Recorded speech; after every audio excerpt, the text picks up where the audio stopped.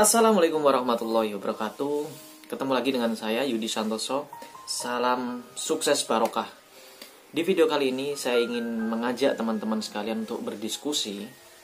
Bagaimana sih mas caranya ketika kita bersyukur, katanya nikmat kita ditambah. Katanya kalau kita bersyukur maka rezeki kita juga akan berlipat ganda. Nah, kalau kita pengen tahu cara memancing rezeki agar rezeki itu selalu mampir dalam kehidupan kita, kuncinya adalah bersyukur, teman-teman. Tapi terkadang syukur itu tidak sampai ke hati kita. Banyak di antara kita tahu bahwa cara syukur itu ada macam-macam. Tapi sebelum saya jelaskan lebih jauh, saya jelaskan dulu. Bersyukur itu ada dua macam. Yang pertama dengan lisan atau dengan kata-kata. Yang kedua adalah dengan perbuatan. Nah, kita itu kalau bersyukur secara lisan udah sering sekali. Setiap habis sholat, alhamdulillahirrahmanirrahim, ya Allah, terima kasih hari ini. Kemudian misalkan kita setelah dapat gaji, alhamdulillah ya Allah, Kau berikan rezeki bulan ini. Nah, seperti itu. Sering sekali kita, bahkan jago kita bersyukur. Tapi masalahnya bersyukurnya itu cuma berhenti di lisan saja, tidak sampai di perbuatan kita. Nah, itulah yang jadi masalah. Itulah yang jadi pengganjal atau penghalang rezeki itu balik lagi ke kita. Lah, terus gimana mas caranya? Nah, di video kali ini saya akan berbagi ilmu dari salah satu mentor saya, dari salah satu guru saya, yang mana dia mengajarkan bagaimana bersyukur itu benar-benar sampai terasa, sampai bahkan di hati kita itu rasanya bahagia selalu gitu. Nah, sebelum saya lanjutkan videonya, saya pengen tanya sama teman-teman dulu, jujur, apa yang membuat teman-teman itu sulit untuk bersyukur atau mensyukuri nikmat dari Allah? Jujur, kira-kira apa dari hati teman-teman? Nah, yang membuat teman-teman tidak bisa bersyukur, sulit untuk bersyukur, itu rahasianya adalah kita menganggap bahwasanya besok kita akan mendapatkan lagi, kita akan ketemu lagi. Contohnya, hari ini kita dapat rezeki 50.000. Kita kadang menganggap biasa aja karena kita menganggap besok itu dapat lagi. Atau mungkin kita ketemu sama kita mempunyai keluarga, punya anak, punya istri. Kita kadang kurang mensyukuri punya anak, punya istri karena kita menganggap besok itu anak kita masih ada, besok istri kita itu masih ada. Itulah yang membuat takabur di dalam hati kita. Besok dapat lagi, besok juga dapat rezeki lagi, besok juga anakku masih hidup, atau istriku juga besok juga masih hidup, masih nemenin saya. Nah, itulah akar dari mana kita itu sulit untuk bersyukur. Nah, terus bagaimana mas caranya agar kita bersyukur? Lah, bersyukur itu gampang kok kalau kita tahu rahasianya. Contoh, ketika kita di rumah kok kebetulan uang kita cuma sedikit atau terbatas. Nah, kita nggak bisa beli lauk, cuma adanya di meja makan itu cuma ada sambel. Aduh dong, lauk kok ngurus sambel tok, atau lauk kok cuma adanya sambel tok. Ya udah deh, alhamdulillah, tetap aja dimakan, tapi tetap dimakan. Pernah nggak kayak gitu? Atau mungkin kita di jalan, sepeda motor kayak gini, mogok, gak pernah enak diajak kerjasama. Misalkan motor tahun 90-an, maunya digenjot terus, gak bisa di starter pakai tangan, ngeluh kan, punya motor kok motor tua kayak gini. Nah, akhirnya tetap disyukuri, alhamdulillah deh, ya udah. Nah, begitu jalan gitu aja. Sering gak kayak gitu? Pasti sering. Bersyukurnya tetap, tapi di dalam hatinya ngeluh. Contoh lagi, ketika kita jualannya sepi, duh jualannya sepi, gimana nih caranya buat bayar cicilan, apalagi saat ini waktunya bayaran anak sekolah lagi. Nah, lah gimana cara rezeki itu mau datang ke kita, sedangkan kita itu sering saja ngeluh. Di hati kita itu adanya rasa keluhan, dan keluhan. Maka nggak mungkin rezeki akan datang ke kita. Harusnya kita malu sama yang pembagi rezeki yaitu Allah. Gimana caranya Allah melapangkan rezeki kita kalau kita aja sering ngeluh sama apa yang Allah berikan kepada kita. Nah, terus caranya gimana, Mas? Agar kita bisa selalu bersyukur dan akan digerojok nikmat yang lainnya. Nah, caranya seperti ini, teman-teman. Caranya adalah menganggap segala sesuatu itu adalah yang terakhir. Jadi tekniknya adalah menganggap segala sesuatu adalah yang terakhir. Contoh, ketika kita lagi nggak punya duit, kemudian kita masuk ke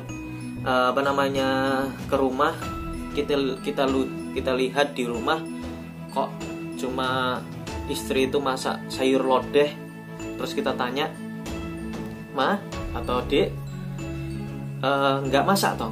Terus kemudian istri kita menjawab, iya Mas, ini kebetulan uang belanja kita lagi menipis, jadi kita cuma masak sayur lodeh tok, nggak ada lauknya. Nah, caranya bersyukur gimana kalau kondisi kayak gitu?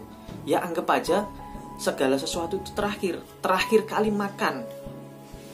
Nah, sambil makan itu kita bersyukur, ya Allah, alhamdulillah, mungkin ini adalah terakhir kali saya makan. Sambil makan, sambil disendokin, sambil ditelen, kita rasakan nasinya, kita rasakan sayurnya begitu nikmat, sampai pol disyukurin. Nah, ketika kita mensyukuri sampai pol gitu, maka dalam hati kita itu akan rasanya plong, rasanya lebih lega. Coba aja teman-teman, kalau misalkan di rumah kok ndelalah tidak ada sayur atau mungkin tidak ada lauk, jangan ngeluh, tapi syukuri dulu, cari jalannya syukur. Karena kita benar-benar nggak tahu kalau besok itu kita masih hidup.